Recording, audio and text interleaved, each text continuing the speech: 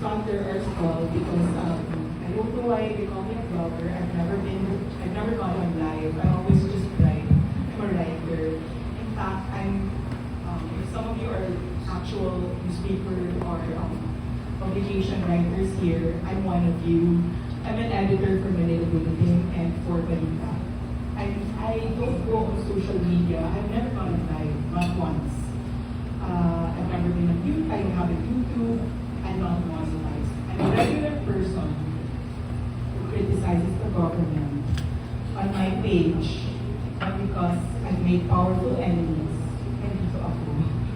Nandito ako and I'm looking again and it feels so surreal because I look at you and I'm there. Ako yan eh. Ako yan pag meron kang kino-cover kasi editor ako ng dyan. But now I'm here just because I pissed off Martin Romualdez and Judah Sibre. And I just want to share,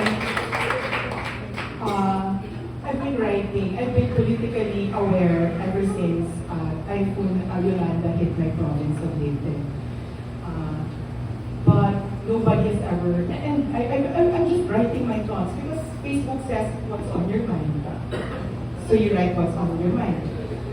But apparently, I pissed off Martin Romualdez and Judah Sibre. So nandito ako ngayon because I have an uncle who is one of their contractors, one of the big contractors.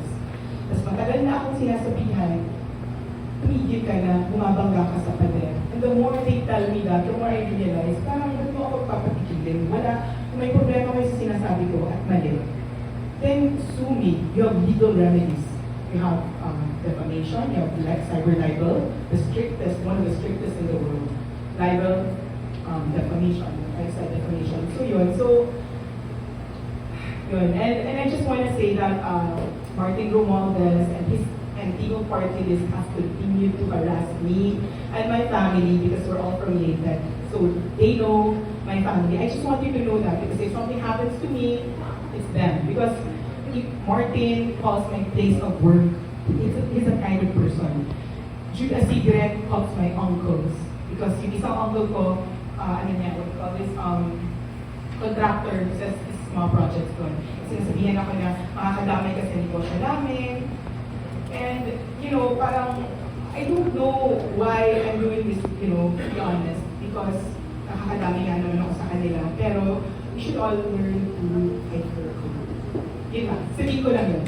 Tsaka, very quickly, I just want to share what I wrote as because Dan Fernandez would not read it, so I'll read it very quickly on why, because he dismissed it so easily as freedom of speech. It's not that simple. So I'll read very quickly on why, after careful consideration, I decided not to go. Aside from I know that I'm not going to get a fair, they're not going to listen to us. So first, I am not a blogger. As I told you, I do not do lives, I do not have YouTube, I only have my Facebook.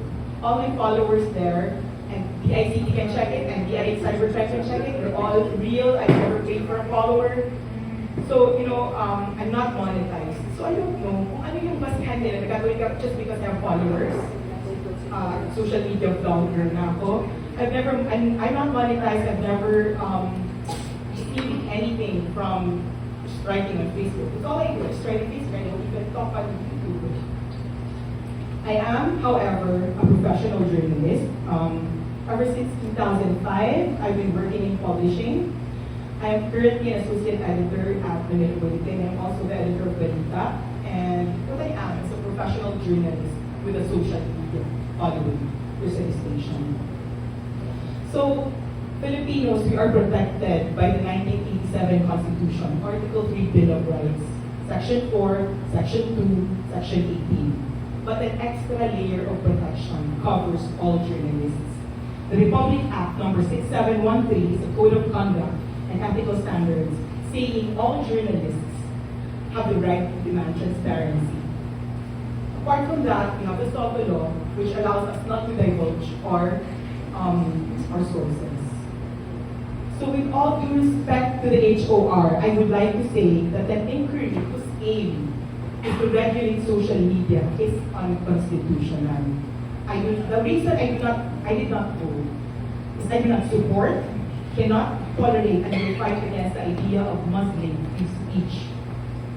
If I appear before Congress, it's like me legitimizing them wanting to regulate us. So I did not appear. Because government interference is a no-no and should not be allowed in the area of free speech.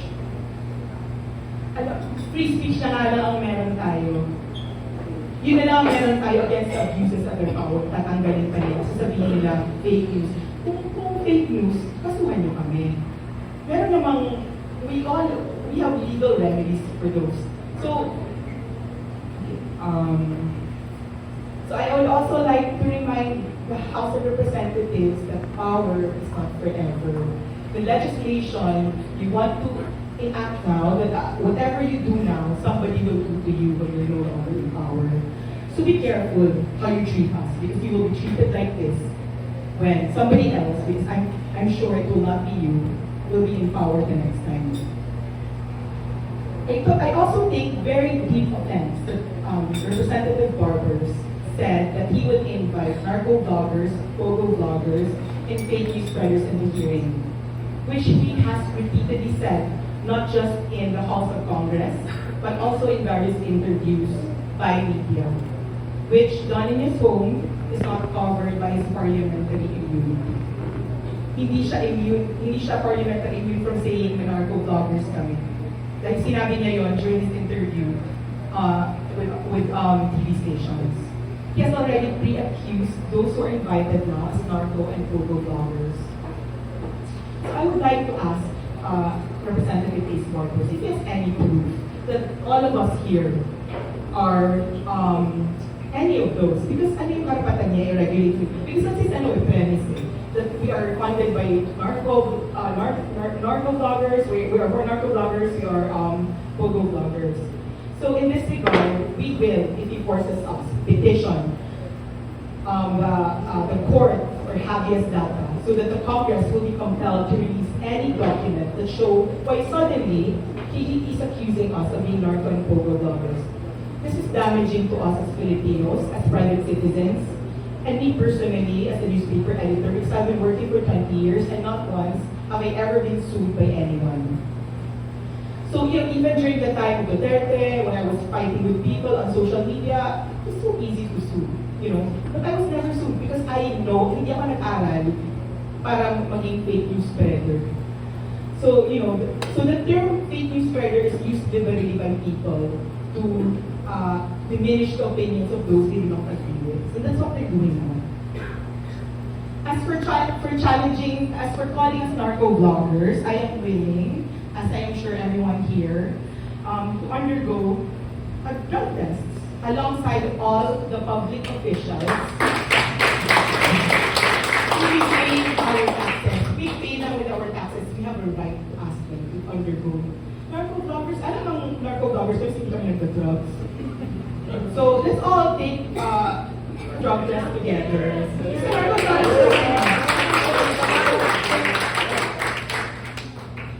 Okay, so as I said, we have legal remedies already provided by the courts. And these remedies are available both to me, a simple Filipino, and to them. Hindi lang kami ang may karapatan mag-sue ng slander or defamation, sila din. Fake news, we have libel, defaming someone, even a public official, can get you sued with defamation. Our cyber libel law is one of the strictest in the world. We have the Revised Penal Code and Cybercrime Prevention Act of 2012. So all these laws are provided for citizens. Whether you can use it, they can use it. Hindi lang naman dahil Congress kasi sued a journalist, so and he won. So it's not as if Ace Barbers cannot sue someone. It's not as if Martin Romualdez cannot sue someone. It's been done before. We could be sued. A congressman can sue someone. So why are they not using it? Bakit ipapatawag kami para dun sa HOR, para magawa nila yung gusto nila? It's not a level playing field. We're not going. Hindi naman kami tanga na pupunta kami doon. Tapos gagawin nilang gusto nila sa amin. Gusto nilang gulo. Gusto nilang dito, sa labas. And then, if gusto nyo talaga kami patawag, hindi namin ibibigay yung sarili namin easily. You will go through legal groups to get us. Hindi kami tanga, hindi kami aso, na pupunta kami sa HR kasi pinatawag niya kami. Kung gusto niyo kaming kunin, makukuha niyo kami, pero paghihirapan niyo. At malalaman ng buong mundo kung anong ginagawa niyo. We will not allow it. Hindi kami ignorante, we know our rights. And then another one, I'll wrap this up quickly. I've not spoken in many years. So, and also, I would like to share my observation that the invite list is composed of anti-administration bloggers. They have two token pro-admin bloggers, dalawa. So, are they inferring that the fake news spreaders are, the critics are fake news spreaders, pero sila hindi, yung mga tao nila, yung mga bayad nila, yung mga pro-admin bloggers, hindi. Sila nagsasalita ng masama against kay Duterte, nagsasalita ng masama against kay Sarah, but it's not considered disrespect. But when we do it, it's disrespect. We're not gonna allow parang double standard kasi bayad namin kayo, our taxes are paying for you. Also, another one I'd like to share on a personal note. So, sila, gusto nila, protected sila from fake news, from defamation. Paano naman kami? Ako, I will share personally. A few weeks ago, Jude Asidre of Tingog Party List posted on his Facebook. Because during the pandemic, myself, Mark, Attorney Trixie, and Dr. Ethel, we tried raising money for PPEs. Tapos, sinabi namin dun sa Duterte administration that whatever we raise na money, ibibigay namin sa inyo so that you have extra money. Kasi nung time na yun, everyone was panicking, I didn't think we had enough money. Tapos, hanggang umabot kami kay Sec Sonia, ng Department of Finance, and he said, hindi namin tatanggapin yan kasi matatay up yan sa web tape because whatever we buy, ang pinaka-best is you find a way to buy. This was during the time na ang hirap-hirap makabili ng PPE. You find a way to buy and then kayo na mag-distribute sa hospitals, which we did. To just destroy my credibility and reputation just because I attacked his boss, Martin Romualdez, Jude Asidre posted that I stole the money. Parang he said, oh really, ganyan. But the thing is, kahit disorganized ako, organized sila. So lahat ng receive, we have pictures, we have like, and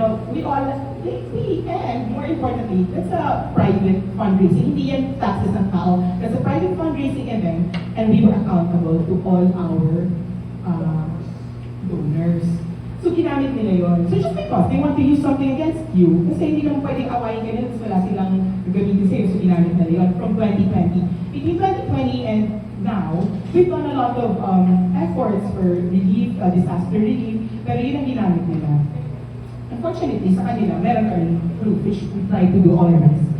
So ang gusto kong itanong si HOR, one of your own defames or slanders a regular person like me, Congressman, what is my legal remedy? Bakit kayo lang may karapatan magpatawag? Pwede ko ipatawag si Jude dito? Can I just sue him? Because I can sue him, I will. You know, parang, so yun ang sinasabi ko, parang abuso. Baka akala nyo, kami lang to, but if it happens to me, it will happen to all of you. If it happens to all of us here, and we're all educated here, it can happen to, eto kasi this is the idea from the election na. This is the perfect time for them to shut us up. This is the perfect time for them para matakot tayong lahat at takitin sila. Pero we cannot do that not just for ourselves but for our children. Kasi we cannot allow them to just do whatever they want without them being checked. Kasi sa kanila na lahat eh. Executive, legislative, kung sana yung judicial hindi. Pero pag pati tayo pinatahimik, wala namang nangyayari sa Pilipinas. And you know, some of us can turn a blind eye, some of us hindi natin kaya switch off yung passion natin for loving this country. And finally, I just want to say that, sorry about this, I'm not very used to speaking. So lastly, ang sabi nila, ang issue nila troll farms, we have proof about troll farms. Ang mga pages nila, pag binasa ninyo, is trolls. kahit sinong Pilipino na hindi magaling sa social, you don't have to be an expert to identify trolls. But they're not in the listed invitees. Kami, now we all have our faces, we show our faces, you know who we are, we don't have anything to hide. We're the trolls. But the people they employ, and we know who they are, and we will reveal their names in Congress, in HOR. Yung mga binabayaran ninyo, yung mga heads ng social media pages ninyo na dati ganito lang ang buhay, kasi ngayon sobrang social na, we know who they are, we know how much they pay the troll farms. So, bakit kami ang nandito? Pero sila na, kung concerned kayo sa troll farms, okay, ipatawag nyo din yung mga taong binabayaran ng mga kaalyado ninyo, because it's not fair. So just to reiterate, the reason that I am not going, and I will not go until the Supreme Court forces me to, is that, a law, there's a law or whoever tells us to go, but they're not gonna get us that easy, is that first, to reiterate, we refuse their invitation because the hearing to regulate social media, regulating social media, i.e. free speech, is against my principles, against the Constitution, is biased and targets only critics, very obviously, and it is irrelevant to me because I'm not a social blogger, more so a narco or pogo content blogger. Meanwhile, we have to fight for this country, for every Filipino, rich or poor, with 1 million followers or with 1 follower, against the government or pro-government. Because as Voltaire said, and as the President Duterte kept repeating, I may not agree with what you say, but I will defend your right to say it. So we will exhaust all legal remedies to protect our right for free speech, our right to criticize, and we will use our voices, and we will not waver, even in the face of threat and intimidation. Thank you.